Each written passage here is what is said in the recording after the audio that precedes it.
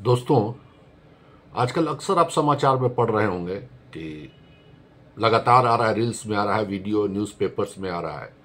जैसलमेर में, राजस्थान के, भारत के राजस्थान राज्य के जैसलमेर शहर के पास जो एक भूमिगत जल बोरिंग के समय जो अचानक इतना प्रेशर से निकला और 2 दिन तक वो पानी देता रहा और वो जो जो बोरिंग करने वाली मशीन थी उसको भी वो नीचे ले लिया। बहुत सारे लोग कौतूहल थे, हमसे भी बहुत सारे प्रश्न पूछे जा रहे थे कि क्या हुआ होगा, कैसे हो, क्या वहाँ सरस्वती नदी है, क्या कुछ लॉस्ट रिवर है वहाँ पर। बहुत सारे प्रश्न हमसे भी लोग पूछ रहे थे।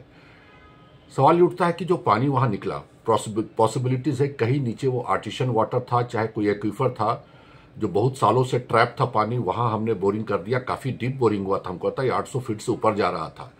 तो कहीं हो सकता है उसको हमने तोड़ा, वहाँ से पानी प्रेशर में ऊपर आया और जितना पानी नीचे जमा हुआ था वो बाहर निकल आया और धीरे धीरे पानी जो है अब खत्म हो गया। निकलने की जो, जैसा हमने न्यूज़ में देखा, प्रक्रिया अब धीमी हो गई, चाहे अब नहीं के बराबर है पानी का निकलना। तो जितना आपका था पानी, अगर कोई नदी का फ्लो होता तो वो लगातार पानी आते रहता। तो कहीं ना कहीं नीचे काफ़ी पुराना एक कोई जल था जिसको हम लोगों ने तोड़ा और तोड़ के वो पानी बाहर आ गया। तो एक बड़ा है इस बार इस विषय पर लोग बड़ा उत्सुकता से जानने की कोशिश करते हैं कि भाई आखिर में हुआ क्या होगा। देखिए क्या होता, अब तो एक नया न्यूज़ आ रहा है कि वो उसकी डेटिंग की गई है और अब 60 मिलियन वर्ष, मतलब जिस वक्त जो डायनासोर्स वगैरह रूल करते थे उस वक्त का ये सब पानी है। और टीडीएस, टोटल डिजॉल्व सॉलिड, भी काफ़ी ज़्यादा है, जो कि मैंने समुद्र से तो कम है, लेकिन बहुत सारे जो मिनरल्स वगैरह पानी में मिले हैं जो कि आइडेंटिफाई हुआ है, उसे इंडिकेट करता है कि वहाँ नीचे कभी समुद्र रहा होगा। ऐसे आपको एक चीज़ बता दें कि राजस्थान में जितने भी रिसर्च पेपर कुछ कुछ आया, जो पहले भी हमने देखा, जो वहाँ पर स्टडी किया गया पोलन ग्रेन्स वगैरह पर, दिखाया गया कि माना गया कि वहाँ पहले काफ़ी पानी था, जहाज रेगिस्तान है, समुद्र था वहाँ। तो हो सकता है जियोलॉजिकली कुछ अर्थक्वेक्स, चाहे कुछ हुआ वहाँ पर, सैंड ब्लास्ट हुआ, चाहे वेदरिंग के चलते कुछ भी कारण हुआ होगा, तो पानी जो है नीचे चला गया, समुद्र वहाँ से रिट्रीट कर गया। जियोलॉजिकल वेदरिंग, चाहे जियोलॉजिकल मूवमेंट जो होता है हमारे धरती में, जो अक्सर होते रहता है प्लेट मूवमेंट्स वगैरह में, कुछ तो हुआ कारण जो कि समुद्र वहाँ से रिट्रीट कर गया। बहुत सारे कारण नजर आते हैं। तो जियोलॉजी इस मामले में सॉल्व करने का कोशिश करता है कि बात क्या हुई होगी। अब रही बात जहाँ ग्राउंड वाटर डेटिंग की, तो ग्राउंड वाटर डेटिंग पर मेरा भी एक पेपर पब्लिश हुआ था अमेरिका से कि ग्राउंड वाटर डेटिंग हम लोग कैसे करते हैं और क्या क्या चीज़ों का करते हैं अपना। अभी तक जो ग्राउंड वाटर डेटिंग का जो रिपोर्ट आया था, आपको एक चीज़ बता दो, जो मेरा पेपर में पब्लिश्ड है वो करीबन सऊदी अरेबिया का था और उसमें ये माना गया था सऊदी अरेबिया का कि 20 से 30 हजार वर्ष पुराना पानी वहाँ मिला था। 20,000 से 30,000 वर्ष पुराना। तो डेटिंग हुआ था, हम लोग डेटिंग किया गया था उस पानी का, तो माना गया था सऊदी अरेबिया में अभी तक का जो सबसे पुराना मिला है। जैसलमेर की अगर हम रिपोर्ट की माने तो ये विश्व का सबसे पुराना जो होगा वो ट्रैक रिकॉर्ड हुआ है कि इतना मिलियन वर्ष पुराना ये पानी ट्रैप हुआ है।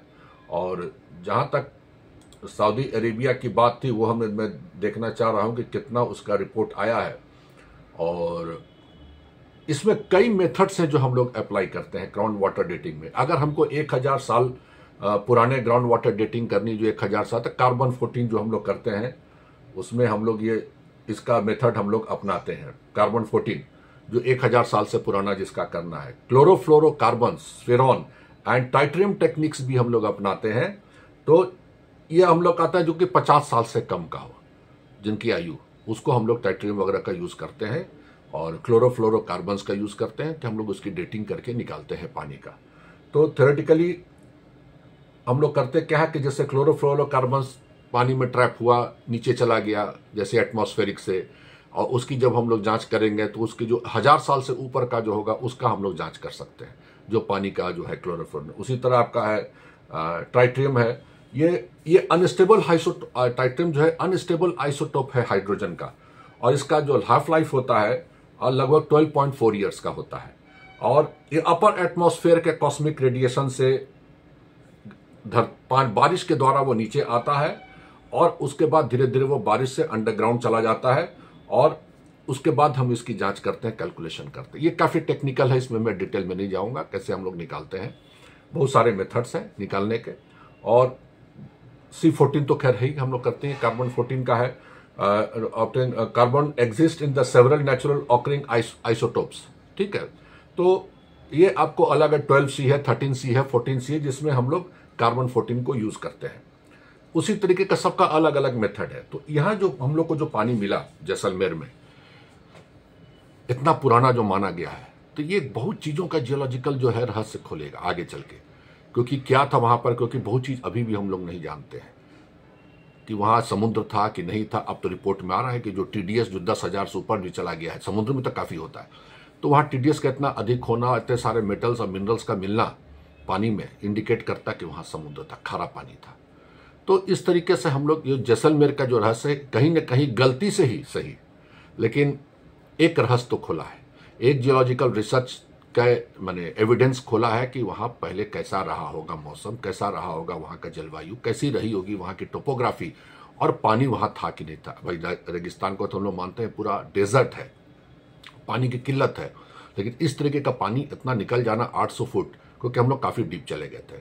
और ऐसे भी आप देखिएगा कि बहुत सारे देशों में, बहुत सारे भारत के राज्यों में डीप बोरिंग का जो डेप्थ होता है वो अलग अलग होता है। अगर मैं झारखंड की बात करूं तो 400-500 फीट तक जाते जाते लोग रुक जाते हैं, पानी नहीं मिलता है, चाहे मिलता है उसके आगे वो बढ़ना मुश्किल हो जाता है। उसी तरह बिहार का अलग होगा कि मैदानी क्षेत्र है, अलग अलग क्षेत्रों में अलग अलग हम लोग देखते इंडिकेट करते हैं कि भाई कितना डीप हम लोग जा सकते हैं। जैसलमेर में आप 800 से ऊपर चले गए, जैसा रिपोर्ट में हमने देखा फीट, वहां से पानी फूट के निकला। तो अब वो नदी है कि नहीं ये तो बात का विषय है, देखा जाएगा, लेकिन मुझे भी लगता है कि वो नदी की नहीं होगी, क्योंकि नदी की होती तो लगातार आते रहती, क्योंकि सरस्वती का एविडेंसेस तो मिला है कि वहां सरस्वती नदी थी यहाँ पर, और एविडेंसेस ये मिला कि धीरे धीरे जो कई सीरीज में वहां मूवमेंट हुए, प्लेट टेक्टोनिक्स मूवमेंट हुए उस एरिया में, जो सरस्वती नदी की सहायक नदियां थी वो उसका जगह छोड़ दी, सरस्वती को छोड़ दी, और धीरे धीरे सरस्वती विलुप्त हो गई। ये सब जियोलॉजिकल मूवमेंट की वजह से हुआ था। तो देखिए अब आने वाले समय में और भी कुछ बताएगा, लेकिन जैसलमेर का की जो खोज है गलती से ही सही, एक बहुत बड़े जियोलॉजिकल एविडेंसेस, आने वाले भविष्य, पास्ट, जो लाखों साल पहले क्या थी स्थिति, वो अब सामने उभर के आएगी। तो मुझे लगता है कि ये थोड़ा टेक्निकल था पेपर, आपको हो सकता है इंटरेस्टिंग लगा होगा, अच्छा लगेगा।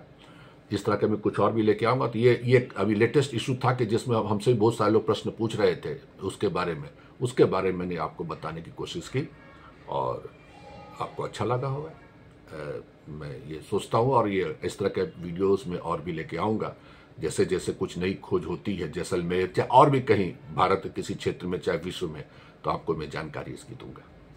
Thank you.